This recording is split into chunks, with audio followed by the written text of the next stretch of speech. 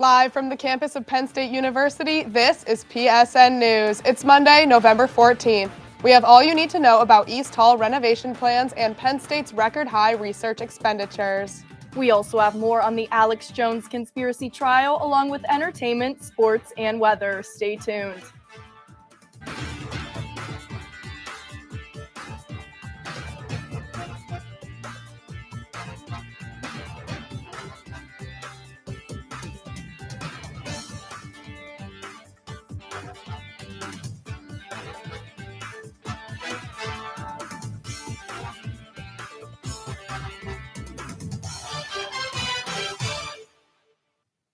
Thanks for joining us tonight. I'm Emma Aken. And I'm Courtney McGinley. The Penn State Board of Trustees has now approved plans and funding for the final phase of East Hall's renovations. It is a $95.3 million project. Hastings, Stone, and Snyder Halls will begin to be renovated in May. The 3 dormitories are the last of the unrenovated East Hall's buildings dating back to the 1960s. The upgrades include more efficient building systems that enable climate-controlled rooms and air conditioning. Laundry rooms, communal kitchens, music practice rooms, and semi-private bathrooms will all be upgraded as well. The project will install accessibility improvements that bring dorms up to Americans with Disabilities Act standards. Penn State has reached an all-time new record with over $1 billion in research spending. This is a 4.1% increase since the last fiscal year. Research expenditures and funding come from federal and state agencies, private donors, the university, and industry sponsors. Federal and state agencies brought in over $6 million in 2022. Additionally, Penn State received awards from the National Institute of Health, the National Science Foundation, and the Department of Energy. The university continues to rank within the top 25 academic institutions. A State College man is now facing jail time as he was found guilty for his involvement in the January 6th riot at the U.S. Capitol. Brian Gunderson was charged with obstruction of an official proceeding and assaulting, persisting, or impeding law enforcement officers. Gunderson illegally entered Capitol grounds and climbed into a window to join the mob entering the building.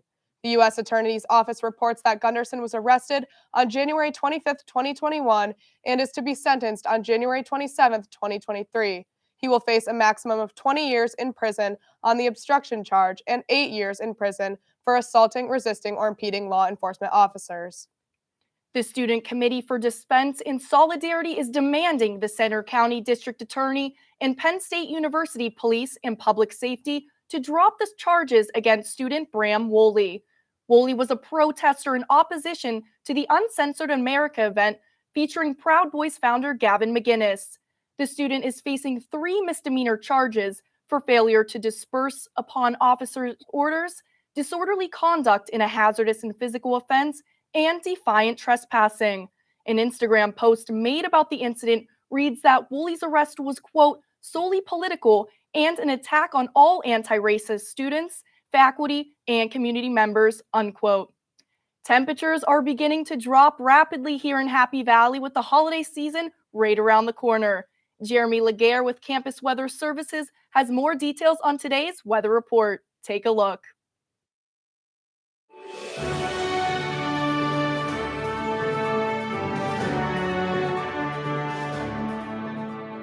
From the students of Penn State Meteorology, here is your Penn State Campus Weather Service forecast. Hello, everybody. I'm student meteorologist Jeremy Laguerre here for your forecast. Right now, looking above Penn State campus, looking above Beaver Stadium right now. As you can see, the sun is going down. We had a pretty nice sunset today. Mostly cloudy skies out there right now with temperatures in the 30s. Now, taking a look at our local temperatures, 36 degrees right now here in State College. Overcast skies, feels like temperature just right around freezing with dew point at 21 degrees. We're feeling cold and we're feeling dry out there right now. Winds out from the west-northwest at 5 miles an hour. Now, taking a look at our weather headlines for this upcoming week, we're looking at a cold week ahead. We are expecting temperatures to generally be in the 30s as we go into the next week. Snow is possible for tomorrow. We're expecting a system to move through that's going to bring us snow for tomorrow afternoon into tomorrow evening, and a taste of winter over the next 6 to 10 days. We're expecting temperatures to stay below average, and it's going to be feeling like winter out there weather-wise and temperature-wise. Now, taking a look at our local temperatures right now here in the State College area, we're generally in the mid-30s here in the State College area with dew points in the 20s, making it feel cold and dry out there. And as we zoom out across the state, we're seeing a similar story with temperatures generally in the 30s with warmer pockets to our south and east, 44 degrees right now in Philadelphia. Now, taking a look at our local radar, for tonight, we don't have too much going on. We are going to have a few clouds here in the State College area, but across most of the Commonwealth, we're looking pretty dry and we're looking pretty clear for tonight. Now, as we go into tomorrow, that's going to change.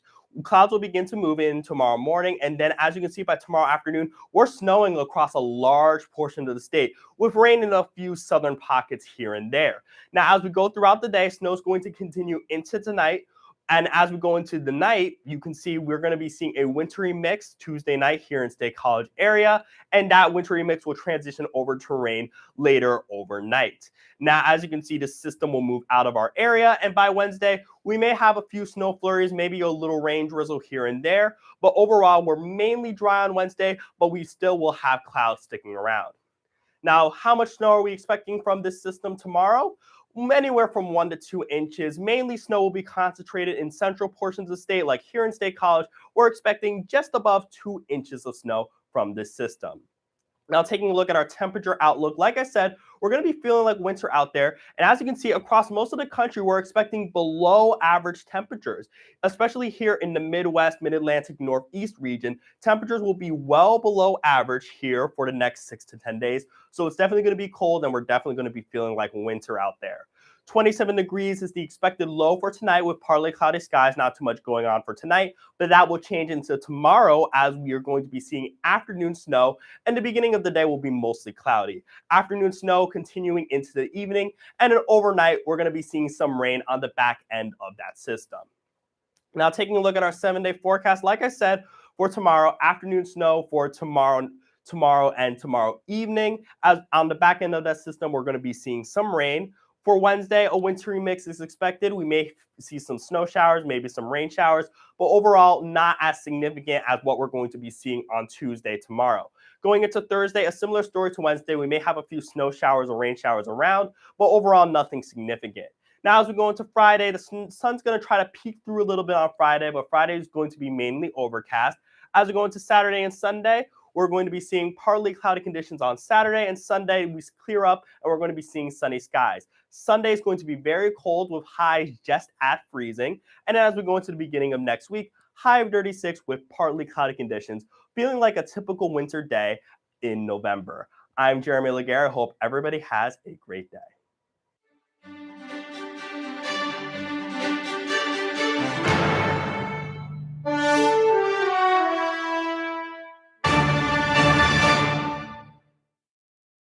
Welcome back to PSN News. I'm Carlos Garcia with your sports update. The Nittany Lions continued their winning ways as they defeated the Maryland Terrapins 30-0. Although the defense was missing a few starters, they were still the highlight of the game as Penn State held Maryland to 27 yards in the first half. Saturday's afternoon matchup was one of records as quarterback Sean Clifford claimed the top spot on Penn State's career passing yardage list. He later became the 7th Big Ten player ever to pass for 10,000 yards. Freshman sensation Nicholas Singleton broke a tie with his teammate Katron Allen for Penn State's freshman season record for rushing touchdown runs, recording his 9th and 10th scores this year. The newly ranked number 11 Nittany Lions will travel to New Jersey this weekend to take on the Rutgers Scarlet Knights. Saturday's kickoff will be at 3:30 p.m. After splitting a 2-game series with number 1 ranked Michigan last weekend, the number 8 ranked Penn State men's hockey team traveled to Minnesota to face the new number 1 ranked Golden Gophers. On Thursday, Penn State pulled off another upset en route to a 4-2 victory. Led by Connor McEachern and his 2 goals, the high-tempo offense powered the way for the Nittany Lions. On Friday night, Minnesota showed why they were the top team in the country with a 3-1 win.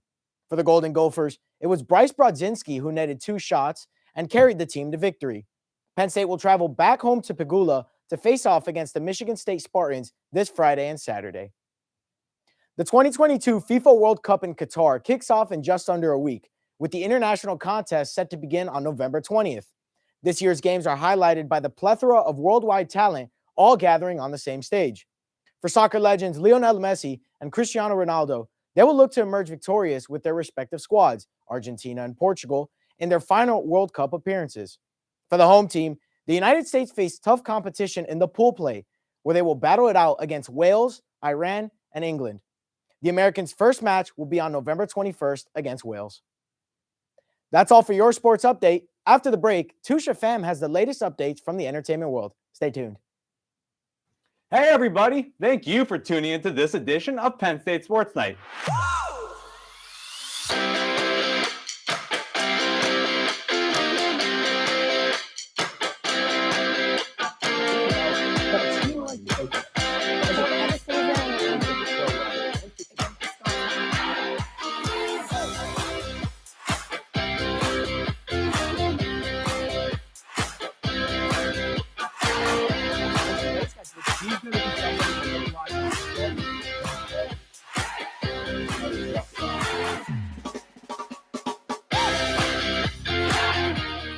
For all of us here at the Belisari Media Center, we are Penn State Sports Night. Live from the campus of Penn State University, this is PSN News. Penn State Network News is a student-produced, bi-weekly live news show featuring all student talent. From local and national news to sports, entertainment, weather, and live interviews, we have it all. We also feature student-made packages from across campus. Airing every Monday and Wednesday at 7 p.m. We are PSN News. Be sure to check us out on Twitter and Facebook at PSN News, on Instagram at Penn State Network News, and to subscribe to our YouTube channel at youtube.com/PSN News. Have a good night and stay safe, Penn State. Hey everyone, we are Red Carpet News, your main source of entertainment news at Penn State University. Man, this festival is going to be popping. I'm Alex Porzillo, here with Aiden Harold. He's going to 23rd with Daddy Elon Warbucks to actual space away from Kim. So insane, especially during Kendrick's part when they came out. Reporting on anything from music, movies, TV shows, fashion, to celebrity gossip. You don't want to miss out on any of the hot topics we discuss. Find our segments on YouTube under the name Red Carpet News for your daily dose of entertainment. We are Red Carpet News.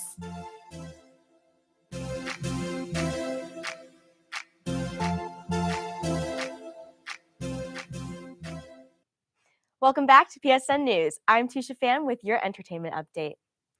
Penn State Center Stage's latest performance will be Jonathan Larson's Rent.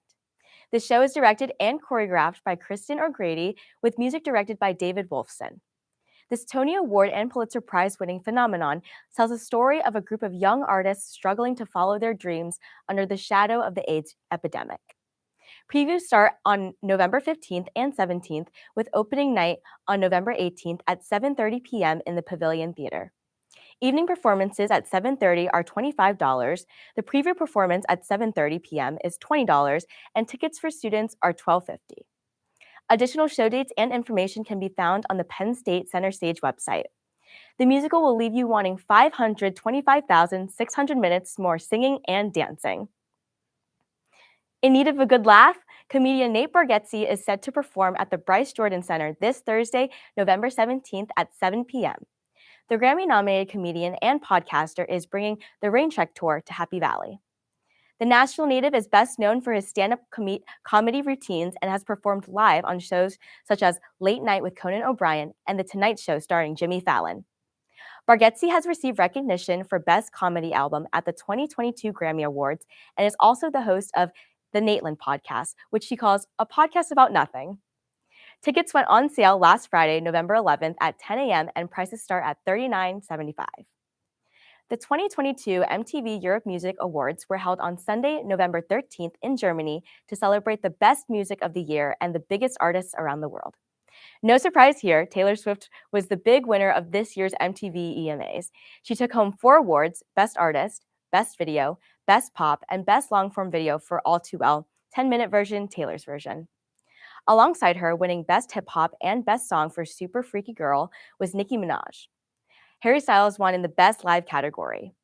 Additionally, this year's MTV EMA's Generation Change Award went to 3 Ukrainian women: Lena Deshvar, Anna Kutova, and Anfisa Yakubanova, who are activists for the humanitarian crisis in Ukraine. The awards were filled with explosive performances and with stars around the world. It was truly a night to remember. That's all for your entertainment update. After the break, interview anchor Adam Tinkleman will be speaking to Luke Clamp, an architectural engineering student at Penn State. Stay tuned. Ready, mics? 3, 2, fade in on 2, mic and cue. This is Nittany Talk. Like us making shows out. I would say spring. Slow down. And he knew that. How do you say I know. she like continues to hold her values and everything though? And I think that that's really important. So yeah, and self-care Saturday. And you use a lot of sleep. Yes, agreed. Yeah.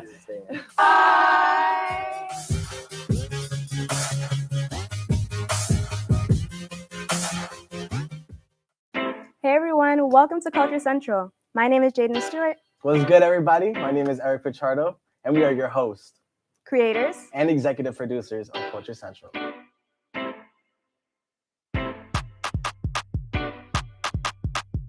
Is this Whitney Houston? Like, We're doing things that have never been done before. So welcome to the family. If you don't include human beings, you cannot accurately model the way the climate has changed over the last 50 years. And I don't know that we're ever going to be free of some sort of bug. A natural state of motion for something to be in is to remain in its current state of motion. Been lucky enough to discover various things out there. Pulsars, exoplanets, and some other phenomena that ended up being interesting. Hi, I'm Johnson Gary with Asking Penn State. Of Asking Penn State, Asking Penn State. Asking Penn State. Asking Penn State. Welcome back to Asking Penn State.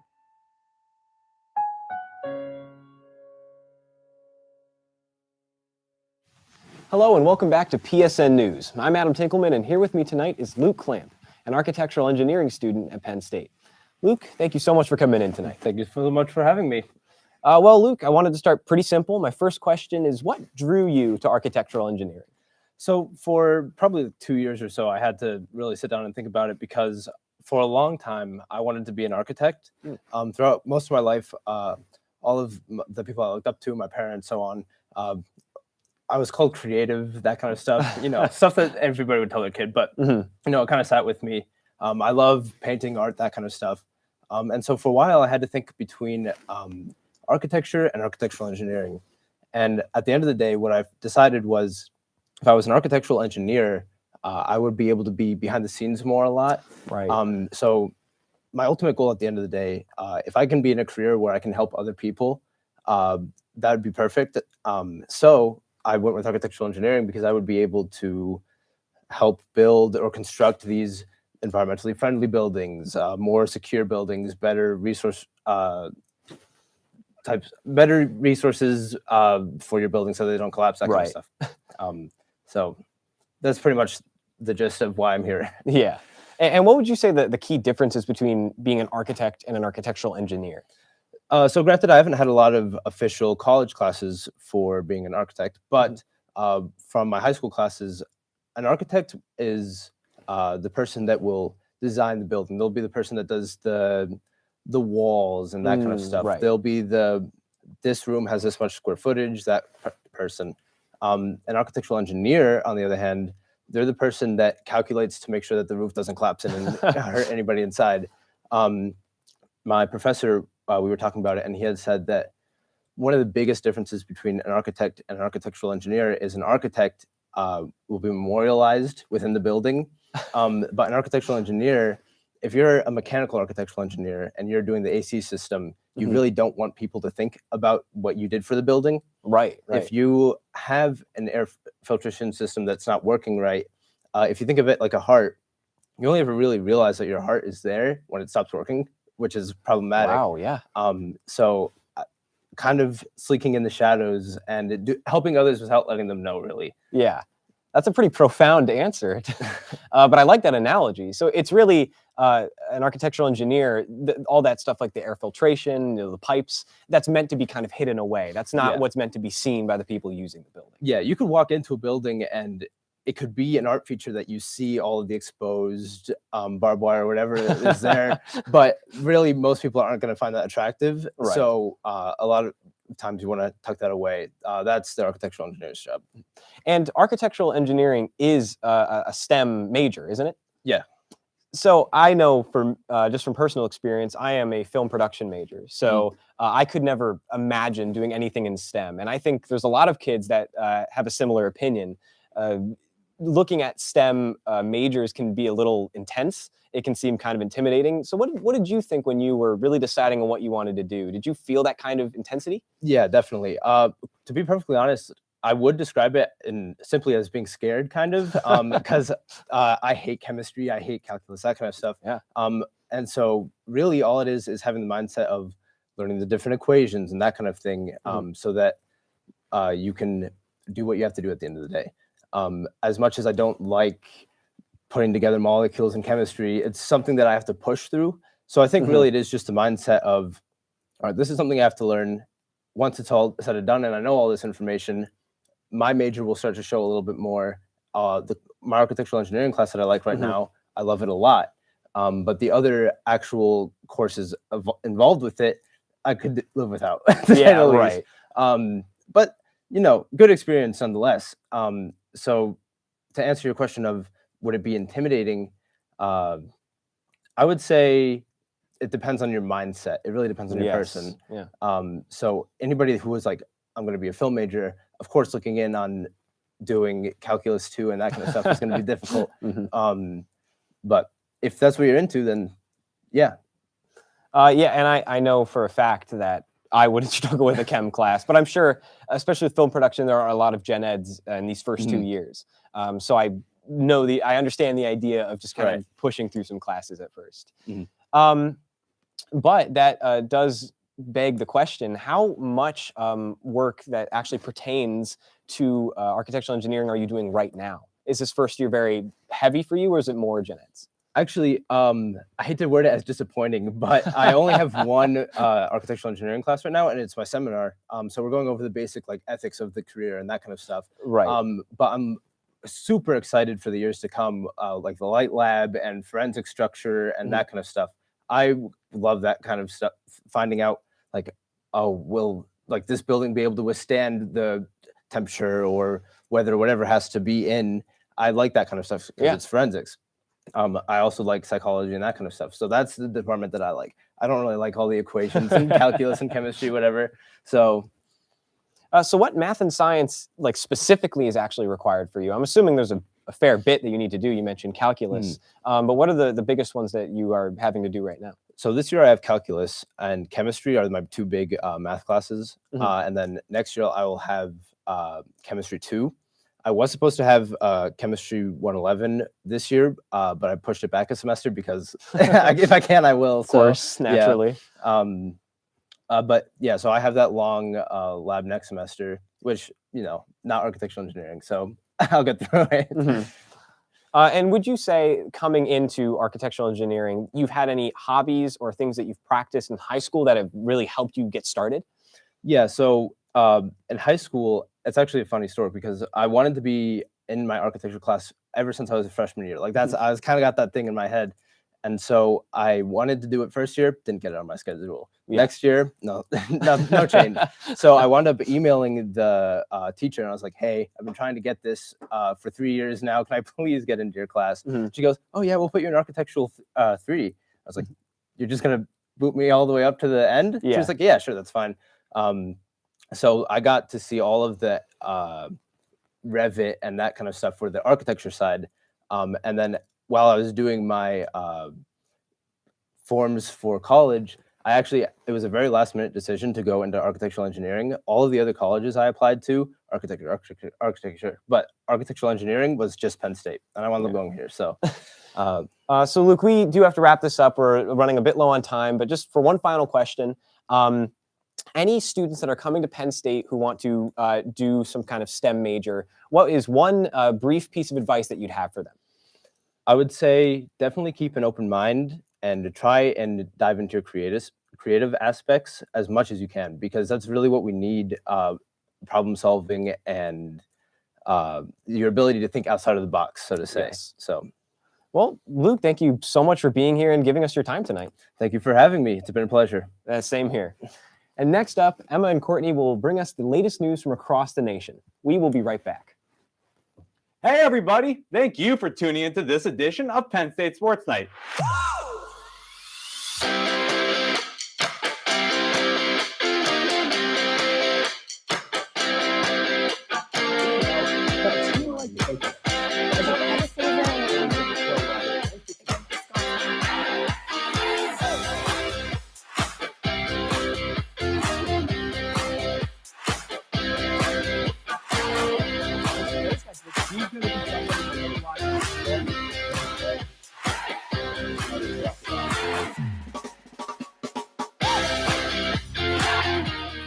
For all of us here at the Belisari Media Center, we are Penn State Sports Night. Live from the campus of Penn State University, this is PSN News. Penn State Network News is a student-produced, bi-weekly live news show featuring all student talent. From local and national news to sports, entertainment, weather, and live interviews, we have it all. We also feature student-made packages from across campus. Airing every Monday and Wednesday at 7 p.m. We are PSN News. Be sure to check us out on Twitter and Facebook at PSN News, on Instagram at Penn State Network News, and to subscribe to our YouTube channel at youtube.com/PSN News. Have a good night and stay safe, Penn State.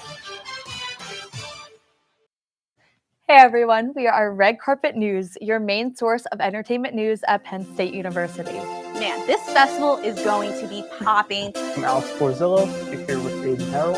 He's going to 23rd with Daddy Elon Warbucks to actual space away from Kim. So in sync, especially during Kendrick's part when they came out. Reporting on anything from music, movies, TV shows, fashion, to celebrity gossip. You don't want to miss out on any of the hot topics we discuss. Find our segments on YouTube under the name Red Carpet News for your daily dose of entertainment. We are Red Carpet News.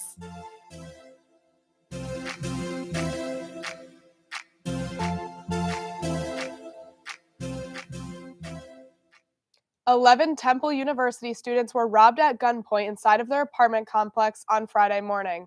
They were woken up, forced into the basement, and were robbed of credit cards, cell phones, and a car.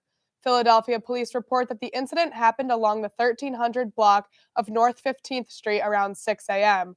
The students said they used laptops to contact loved ones and call 911 after being locked in the basement. They also said the gate outside of their home had been broken and the fix order did not come in until after the robbery. None of the students in the home were injured. Connecticut Judge Barbara Bellis is ordering InfoWars host Alex Jones and his company to pay an extra $473 million for promoting false conspiracy theories about the Sandy Hook school massacre. Jones claims that the massacre, which killed 20 first graders and 6 educators, was staged to enact more gun control. During a month-long trial, 8 victims, relatives, and an FBI agent testified. They stated that they've been harassed for years by people who deny the shooting happened. Additionally, 6 jurors are ordering Jones to pay $965 million to compensate for the 15 plaintiffs for defamation, infliction of emotional distress, and violations of Connecticut's Unfair Trade Practices Act. With less than $2 million to his name, Jones is appealing the trial, stating that it's unfair and assaults of free speech rights. A third and final trial is expected to begin around the end of the year in Texas. A Texas grand jury has indicted a 38-year-old Houston attorney accused of slipping abortion medicine into his wife's drinks. Mason Herring had hopes that it would end his wife's pregnancy. However, abortion is illegal in the state of Texas. Herring was indicted on 2 felony counts, including assault of a pregnant person. Court records report he was originally arrested in May and released on a $30,000 bond. Herring's wife said she became suspicious and later found in the trash a packaging for a drug that contains misoprostol, a medicine used to induce abortion. The couple had separated earlier that year, and Herring was unhappy about the pregnancy. The baby was born prematurely but was healthy and well. District Court Judge of Texas Mark Pittman is blocking President Joe Biden's plan to provide millions of borrowers with federal student loan forgiveness. The debt forgiveness plan would cancel $10,000 in student loan debt for those making $125,000 or less, or households with less than $255,000 in income. Pell Grant recipients would also receive $10,000 in debt forgiveness. Pittman states that the 2003 HEROES Act did not provide authorization for the loan forgiveness program. President Joe Biden's administration is arguing that the student loan relief was authorized in dealing with the national emergency of the coronavirus pandemic. However, Pittman said, quote, "The HEROES Act does not provide the executive branch clear congressional authorization to create a $400 billion student loan forgiveness program," end quote. The reaction to this ruling is mixed along the political fault lines. That concludes our show tonight at PSN News. Be sure to check us out on Twitter and Facebook at PSN News, on Instagram at Penn State Network News, and to subscribe to our YouTube channel at youtube.com/PSN News. Have a good night and stay safe, Penn State.